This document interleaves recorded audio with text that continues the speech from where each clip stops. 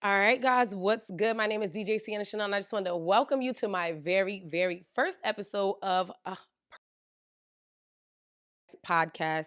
First episode, so we coming out the gate swinging as we do. Again, my name is DJ Sienna Chanel, and I'm actually want to do all my shout outs and all that good stuff in advance. So shout out to my camera guy and producer, AJ. Big shout out to my girl, Bronte, another producer on the set. And of course, I have to say a very, very big shout out to this fabulous location that we're in right now off the hangar. That's Ani Clothier. I think I'm saying it right. That next part, I want to make sure. And they're at 12 Linden Street. That's in Newark, New Jersey. Big shout out to my girl Lynette. And of course, Nita. She in the building. So yes, thank you for the space. And thank you for joining us today. So I know how y'all do. The main conversation that everybody always wants to have, especially with me, if you ever see me on Facebook, Instagram, any of those other things, the big conversations are always about sex, dating, relationships. Y'all all try to pretend that we care about the other things, but when we get deep down into it, this is the stuff we want to talk about. So we're just going to do a general conversation today, right? Make sure to like, subscribe, comment, all that good stuff on some more topics that you want to talk about in terms of sex, dating, relationship. We're going to go all over the spectrum. And yeah, I would love to know what you guys think about this little conversation about the dating scene. We'll say today, right? Let's start there. So the dating scene today, what does that look like compared to then? Whatever then is, and now being 2023. So I would have to say there's definitely a difference, but I think that the way in which the world is going is very different. There's a very different like lifestyle that we're all a part of now. Both people have to work generally at this point. So there's a bit of a difference when it comes to the big conversation on the block all the time has to be with these gender roles. And I mean, it's kind of like daunting and annoying at this point to have these conversations because, either we're like, in our Kevin Samuels bag or we're on some other type of trip that we're on. Either we're touting like toxic masculinity or making believe that there's something called toxic femininity. There's so many conversations that this moves towards, and people really basically just be in their feelings about what it is, and the feelings are normally like from our experiences, so they're valid, but they're just their feelings ultimately. So AJ, do you think that the dating scene is different now? This is our producer. It's different from when it is before. And then, okay, well, so let's establish the then and the now. So what's then? What's the bracket? The 60s, the 50s, the 80s? You know what I'm saying? Like, because there's like, that's why I was saying it's very difficult to talk about like a dating scene from then when. You got to be specific because the world is different. And specifically for our community, like the Black community, things are very different. Say that again. Before social media. So that's what, like 2000, the 90s, we would say. That's what I'm saying. Like, so like 90s, 2000 is when we first, like, we don't have any social media anymore.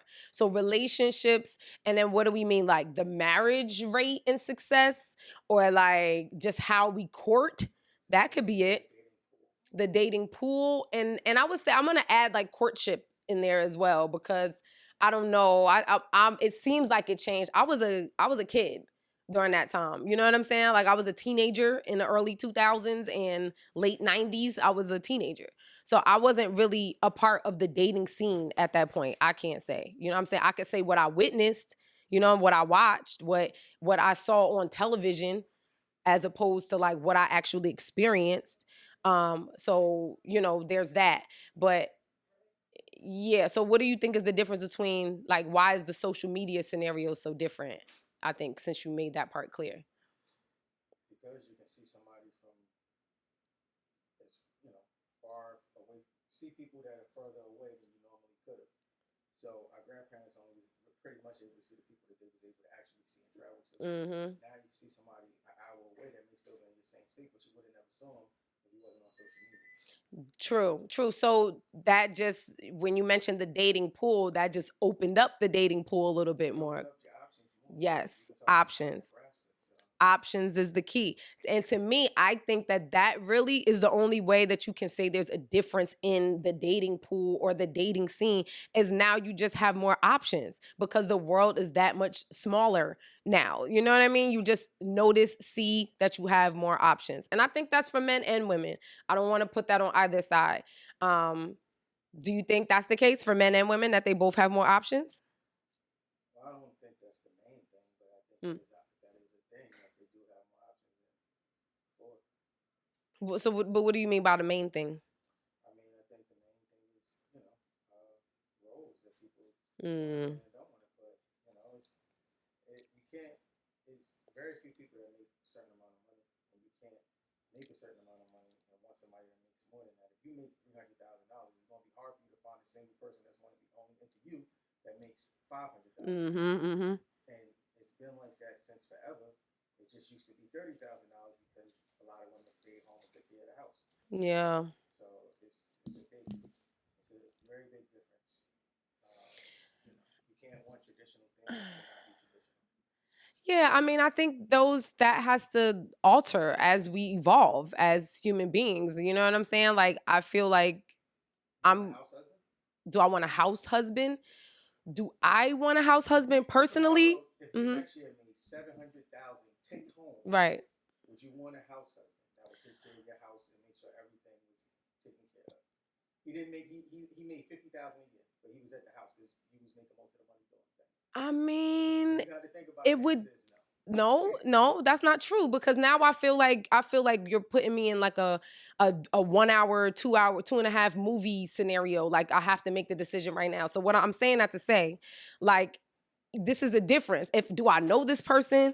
Is this a person that I've been with already and now I'm in a different type of scenario? Like, there's things that those type of things matter to me. You're asking me. You know what I'm saying? So, like, it's a difference. If I had been with this person already when we both weren't making no kind of money, and now I'm in a position that I'm making this kind of money and he happens to be my house husband, then I mean, I'm not personally mad at that. You know what I'm saying? And the other part of this is, hopefully I would be able to help and support his dreams or goals so he can also be successful in whatever ways, you know what I'm saying, that he wants to be successful as well. Because I would hope and expect the same vice versa if I was the person that wasn't making the $700,000 at that moment. You know what I'm saying? Like, I don't know. I look at things from a space of like a human being. I understand like roles. I understand that, as a woman, there's things that, I'm supposed to do. And as a man, there's things that you're supposed to do. That's fine. But I do also respect and understand like uh a person's right to be who they are. You know what I'm saying? And their person's right to be gifted and talented and have their own strengths and weaknesses personally. So, you know what I mean? Like, there's the general conversation of it. Like, if I just meet a random man, I'm making $700,000, and I meet a random man and he's attractive to me, am I gonna put him in my house and he only makes $50,000 and I'm gonna just take care of him? No, I'm not. Absolutely not. I'm not gonna just meet a man and do that. I would suggest no man should do that with a woman either. Just meet a random woman that's only making $50,000 and they make $700,000. Just bring her in the house and now she does it. Like, to me, that's ridiculous on that level as well. But you know what I mean? I understand how the world and how social media, since that was where we started, can thwart this idea and this image to people. So yes, I think like due to the exchange of social media, just being able to like see things all the time, people's ideas may be a little thwarted. But you know what boils down in all of these relationships and stuff is like the person and the situation. You know what I mean? Like, the general ideas, I'll say no. Like I said, that's fine. I'll go with that. If it's meet a person in the street, I make $700,000, they don't make anything, no. If I meet a person and they're also they're successful in whatever right they are, but I'm making more than them, that's different. You know what I'm saying? They may not be making $700,000, you know what I mean? But maybe they're on their way to doing something like that, and we match in some other areas. So I do feel like that's more of a conversation. But yeah, I don't know. And that's a good way to get into this next part. So, do you think that people should be financially stable I would say like with this part of the conversation is gonna go to like upbringing and childhood and all that type of stuff. But let's say that before we even get there, do you think that a person should be financially stable before you even get into a relationship with them? Like, let's start there. Me personally, because this is the part of the conversation, right, that I can say personally. Generally, I'm gonna say yes, a person should be financially stable before you're in a relationship with them. I think so. You know what I'm saying? So for me, the answer is always gonna be yes. And that includes me. I'm not a woman that believes that I'm just the table. I think I'm pretty. I think I'm attractive. I know I got, personality. I'm a smart lady. I'm all of those things. That's cool. But at the same time, me personally, and this may be me moving in my masculine energy for real. And I'm okay with that. Saying that I'm not going to deal with the man when I don't feel like my shit is together. What is it that I can offer you right now? If I'm not taking care of my own personal home, I'm not able to pay my bills, I'm not doing it. How are you? I guess, yeah, the question is that's why you get into those spaces. Yeah, how are you gonna help me? Because other than that, this is a distraction. Like that's to me, that's what it means. If we're gonna be independent people, right, man or woman, that means you need to have your own personal shit together. Then when you meet another person, hopefully you find a person that is this is the equally yoked conversation, right? Someone that is working their way towards or doing better, right? I feel like I'm about to start talking about the second part of like the next part that I wanted to talk about, but it's true. It's like, they tell you like the people that you're around, right? The 10 people, the 5 people, whatever it is like that. It shows like your network is your net worth. Okay. So in all of those scenarios, man or woman, wherever you are, that's where you're gonna find them. Again, I don't like that movie scenario. It's not made in Manhattan where you happen to be a woman that's, cleaning the building or something and you randomly meet this multi-million-dollar man. Like to me, that's a whole nother part of the conversation, right? If I meet a man right now where I'm at and he's a multi-millionaire, like ain't no way I'm gonna be able to catch up to him no time soon. So would your advice be, AJ, that I shouldn't date him? My advice would be to date whoever makes you happy and y'all click on. So him being a multimillionaire, I can tell you this for an absolute fact: most Mm-hmm. multimillionaires don't care if you make $700,000. If you made $30,000 working at Wendy's and they found you attractive and they found you to be certain things, they would accept you for who you are and Hmm. what you can bring to them. Yeah, because they have everything already, I guess, right?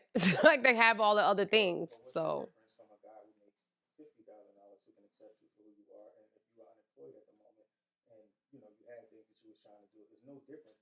The thing is, we bring money into it, and we should be bringing personalities, well, you have to values. bring money into it, though. This is a bit like marriage is a business. I don't know, like that was something I'm glad we talking about this now. I was just watching another like whatever that video is. People showing some guy like talking to a lady in a car, and she's like, saying what she needs from him. She needs this kind of money. She need him to take care of her in this way. She need him to do this, that, and the third. He's saying on the other side, well, what am I gonna get? Oh, you gonna give me this neck? Or you gonna give me that? You gonna be whatever? Like for here's the exchange. Someone mentioned in the comments, oh, this is so transactional. That is what marriage is. That's what all these relationships are. They are transactional. I don't want people like, we have to come away from this part of thinking that we're not going to be dealing with money together. That we not gonna be paying bills together. That we not gonna be like trying to, if we have children, how are we planning for their future together? That's money. That ain't just love and personality. That's added. That's what's up. Like, hopefully we can have a real, like communicative relationship where we can discuss what it is that we need to move forward with and how we want to build our family and all that type of stuff. Yes, that's where the personality and all of that stuff comes in, where you can actually have a down hard conversation with the person and not become emotional because we're talking about something like money, because money is what moves everything. If whoever makes $1 million or $50,000, it's how you survive here. So we can't take that out of it. Now, what you want to say is how much money you make, and then this person can make that, then fine, whatever. But I'm a person, I believe in the prenup. I'm a fond believer in a prenup. I don't care how much money you have. I think it makes sense. This is a business deal, because if not, you could just be single. Like, you could be with a person and love the person and be with them and create a life and all of those things, and not have this legality of money. You don't have to intertwine finances and things of that nature. You don't have to have joint accounts. You don't gotta, you know what I'm saying? Like, you don't have to do those things, but you choose to do it, and you think that that's what comes along with marriage. So if that's what comes along with marriage, then that's what comes along with marriage.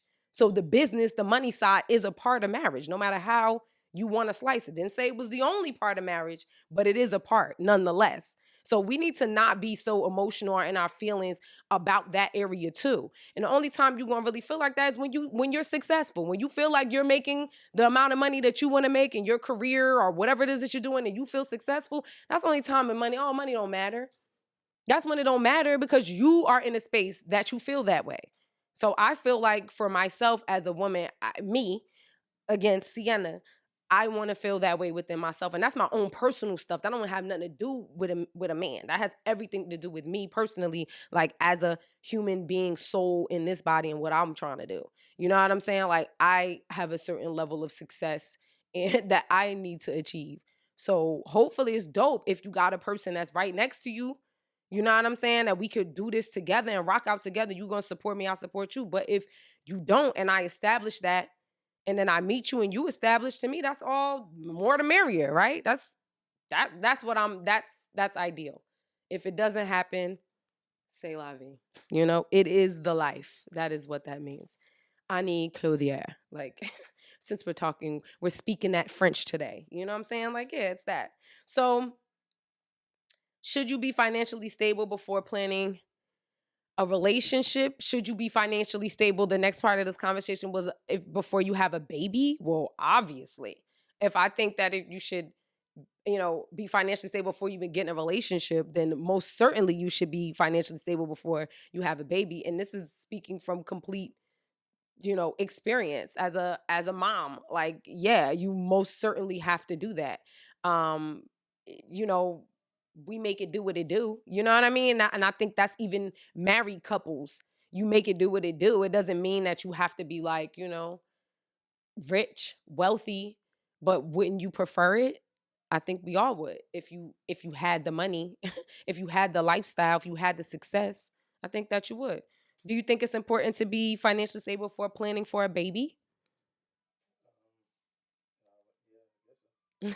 You guess so, right? Like, it can't just be off of love. And that's why I wanted to talk about the marriage part, or being with the person and then relating it to a baby as well, because these are two things that to me, obviously, like a child, you really can't get rid of. I mean, well, you know what I mean. And a marriage, you're supposed to be in this for better, for worse, or whatever. So it's like, why wouldn't you want to go into either one of those scenarios at your best? You know what I'm saying? That's just, since there's no way out, you want to go in at your best, I would say. You know what I'm saying? And so I think it's both for the same way. So It seems to go me ahead. that from what you're saying is you got to be at your best at all times. It's not for better for worse. So obviously, it should change the vows, because if it's worse, if we both making a decent amount of money, Hmm. and I just fall off and I can't get back on my feet, you're probably gonna leave. No, not So at all. I don't think that so that's what that means. That's not what I mean okay, when but I say that. statistically, that's what happens. So Yeah, and if I, it's not for better for worse, it's for my better and my worse, but yours it got to be your better, and that's unfair. That's probably why I won't get married. I mean, I don't care if I only make $1 a year for the rest of my life, or $10 billion a day for the rest of my life. mm-hmm, I probably wouldn't get married, because I don't. Not saying I wouldn't want to be with a woman for the rest of my life, mm, but I don't want it to be. That's when it's the problem. When it is about the finances, because when somebody gets, and I'm gonna wrap it up quick. When somebody gets married, and then when it's over, it's a lot about the finances, not yeah. about the love. That's bullshit. Well, because It's the not love is just all already about gone. finances. If you But definitely, it's if all you about did the finances. divorce, but that's what I'm saying. It is That's like why I'm that's, not getting and married. I respect that. I understand that. And that's literally why I said, why not just be single and just have your own finance, you do I whatever don't you want to be do. single. I I just want to mean, get married. okay, well, what I mean, okay, well, there's a part of another conversation. If you're not married, then to me, you are single. That's just the way I'm saying it. I'm not saying like you don't have a partner, you don't have a relationship, but you're not married, so you I single. agree with You know what I'm saying? And that's cool. But yeah, that's the way I'm looking at it. So that's why I say that. Like, you can have a full-fledged relationship. That doesn't mean that, you're those things that we talked about, why the finances matter now, because we've intertwined them. I'm living with you. We're living together. I'm taking this out to pay these bills. You're taking this out to save for our children. Like, the intertwining of that stuff is where it gets sticky. And that's why I said you better worry about finances before you get married, and make sure. And that's why I said, again, I'm a believer in a prenup. I don't think anything's wrong with the prenup. And I feel like, maybe as a woman, I'm not supposed to say that. But, one, I'm just about business in that respect. Business is black and white to me. And I do take marriage, a part of it, as a business. It is. And then I also have a son. So I would never tell my son to just, if he, makes anything out of himself, I think that he should protect himself. And if you're with a woman that has made anything out of herself, I think she should protect herself as well. I don't think, you know what I'm saying? Like, it's all a possibility. Marriage, what is the statistics? 50-50 at this point in terms of the success rate. So you rolling the dice on that one if that's what you're trying to do. So I suggest you protect yourself. Just like unprotected sex, having sex out here, right? You need to protect yourself regardless. It's a 50-50 chance, a Russian roulette with your life. So why would you do a Russian roulette with your finances, with something that you built and you work for? I don't understand it. And that doesn't mean that I don't love a person. That just means that I want to come in with what I came in. I want to come out with what I came in with. And I would think that you would want the same. You know what I'm saying? Like, we good. So that's just me. But we're talking about being financially stable before planning for a baby. And what baby is Nick Cannon on right now? Is it 12 or 13? I can't remember. I think he's at like 12. I'm rooting for baby mama number 17. I think I could squeeze in there. I think I could possibly. I'm trying, depending on how this podcast goes, if we, take it to the levels that it needs to go. One of the ladies is a DJ. I'm a DJ. He must like people in music and stuff like that. AJ, you think he'll like it? No, I'm just I'm looking in his eyes and this is a cold stare. Like, yo, whatever. But yeah, I'm baby mama number 17 right here. No, I'm joking. But I mean, what about that? So we're talking about, should you be financially stable before you have a baby? So now Nick Cannon, who's making how many millions and millions of dollars, whatever it is he makes, I don't know. I didn't even go and do all of that. Right? Has all of these children with all of these different women. Some, he has multiple children with the same woman, like 2 or 3 here and 2 there, 3 there, whatever. But yeah, he's not married to any of them. He's just, spreading his seed, as he says, He's financially stable, Do you think is this okay? I mean, it doesn't matter if it's okay because he's doing it, you know what I'm saying? And he's paying for it, so whatever. But I mean, my grandmother told me many years ago that you have to really you should have made better choices. Like, basically that's the bottom line. But it's like, make the best choice that you can with who you procreate with. And I'm saying, if I gotta be a baby mama, if I gotta be the child, let's say it so some of y'all don't get offended. If I have to be a single mother, I don't know if that's better than a baby mama, but okay. If I have to be a single mother, do I want to be a single mother to someone that only makes $50,000 a year, or do I want to be a single mother to someone that makes multi-millions? But you see what you're sharing him with the masses, obviously, And what happens to these kids? Are they products of single family homes now? These kids? Do we think about that?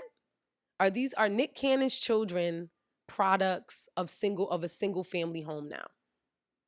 Are they, AJ? I mean, well, he's not there. I mean, he's around. I mean, no. He might have a building where all of them live. But no, that's not it. That's not the case. So the part of the situation that we do know is that he has multiple women with multiple children. They have different places. He makes his rounds. like, because he was making a joke and kind of complaining at the same time about having to go to all these different locations for like Christmas or whatever it was. You know what I'm saying? Like birthday, whatever, holiday stuff. Like he's running around basically. Got to go here, got to go there, got to stop here, got to spend time there, got to spend time there. So it's not one location, all the women with the children under of the harem in the same roof in the palace. It's not that. It's they're all in different places. They're all different relationships with different children, but he's providing for all of them. You know what I'm saying? So yeah, there's that. So are they product of single family home? To me, yes. That's what. Well, I guess since they're not married, I guess by your definition, it would be no matter if they was together or not. Right. Definitely that in that way, yes. And then on the other side of the woman having the child, 90, 85, I'll be nice, 80, let's say 80, I'll be nice. 80% of the time. After you known about baby before you decide to get pregnant by a man, and that's your decision, and you know what comes with it. Yeah. No. I'm not. Oh, that's what I'm saying. So you should know what it is. Yeah, no, and I just said like the joke I have, I actually really have a thing for Nick Cannon for real, and maybe on another episode I'll explain my infatuation with Nick Cannon, because it was prior to all these kids. That's one, and then two, and two, it's for personal reasons. But outside of that, I'm not knocking any of the women. I don't think that they're doing anything wrong. I think to me, like goes into the conversation of like, here we go with things being transactional. You know what I'm saying? Like you have to understand what it is that you're signing yourself up for. You know what I mean? If like you said, I agree with you, AJ. Once you're baby mama number whatever, or you know what I mean, however it goes, especially in this Nick Cannon situation we're talking about specifically, like yeah, you know what I mean? You realize that, well, you should realize that he's not gonna have that much time either way. I mean, based on his career, he doesn't have that much time, number one. Then number two, now he's gotta share this time between however many sets of children, other families that he's created. So yeah, you got to know. I mean, and that's the transactional part. They realize what they've signed up for, but the part of it that they also have signed up for is that they're going to be taken care of. So it's like back to the question, like, do you realize like, okay, you're going to take the money over the like benefit of the type of household that we say is best for raising children? You know what I'm saying? Cuz technically, like, are the women able to, this is other parts of the conversation, are they able to like create a life with another man in their children? Like, is he going to be a part of that? I don't know. Like, is a stepdad a possibility? Maybe if they're not still being intimate? I don't know. There's a lot there. There's definitely a lot there. And I did want to say, because I looked this up. Like, because I don't think anybody thinks of this with the Nick Cannon scenario, like this single family, like this is almost like a serial single family situation. It's like serial single family. But like, what's the impact on children from single parent homes, right? It says that they're more likely to face emotional and behavioral health challenges like aggression, or engaging in high risk behaviors. Now I want to sidebar real quick. In our other little video, you started talking about being raised yourself by two parents, right? Oh, just one. Okay, so you just had one. Have you dated women that were raised by both parents? Okay, and you've dated women that was raised by just one parent. Do you see a difference in what they just mentioned? Pardon me, like challenges like maybe aggression or engaging in high risk behavior in terms of the women that you've dated that were from single family homes? Sometimes the women from single family homes treat me a little better than both parents. It's all about the upbringing. I know people who, in my family, it's a lot of college graduates. People of the generation before me, and in those college graduates, there's drug addicts. Nobody did drugs. Nobody. My grandparents been together longer than I've been alive. Twice. And they don't do drugs. They don't But there was still. There was one that got away. So it's Mm-hmm. not. A lot of times people want to blame the parents. If these 7 people Yeah. grew up and became business owners and college graduates and all these other kind of things, and there's one person, how you gonna blame that on the like? You got Mm-hmm. like 90% success. Exactly. No, So I hear you. I don't. I can't really speak to it because everything is different. There's people who've been in my situation without me having a mom, and Mm-hmm. they're perfectly fine. So Adjusted. I'm good. Mm-hmm. There's things that I'm missing, but Mm. it's yeah. No, I mean, thank you for that. I think, well, for myself, I can only say, like, my experience has been when I've dated either or. Like, I've definitely dated men that have not been raised by both parents, and I've dated men that have. And from my experience, the men that I have dated that were raised from two-parent households were far more well adjusted than the men that were not. Um, yeah, like they were more emotionally stable, um more like articulate in terms of like just being able to articulate what they're experiencing, like their emotion, what they're experiencing, like um didn't argue, were not aggressive. You know what I'm saying? Like it was a very different relationship that I've experienced personally. And I'm from a single parent home. So I would say that my behaviors changed after dealing with men that were raised by two parents because they modeled to me I would say what I agree to be like the correct behavior for a relationship. You need me to do anything? Oh, okay. All right, yeah. So after all of that, either you're gonna have a either you're gonna be on a list waiting to try to, get to the bag to get to the baby, or you're gonna get the baby to get the bag, or you plan for the bag and then find somebody else that plan for the bag, and then you both have the bag and have the baby, which is ideal. That's the one that we're all kind of looking for. And if you didn't take that route, because I'm included with that, doesn't matter. The dating scene is what it is.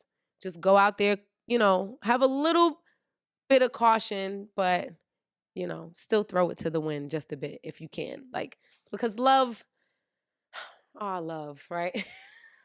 Now you want to talk about, like, this is the hardest part of all of this, because love makes you do some really dumb, stupid things in its name, you know what I'm saying? And sometimes that is dealing with people that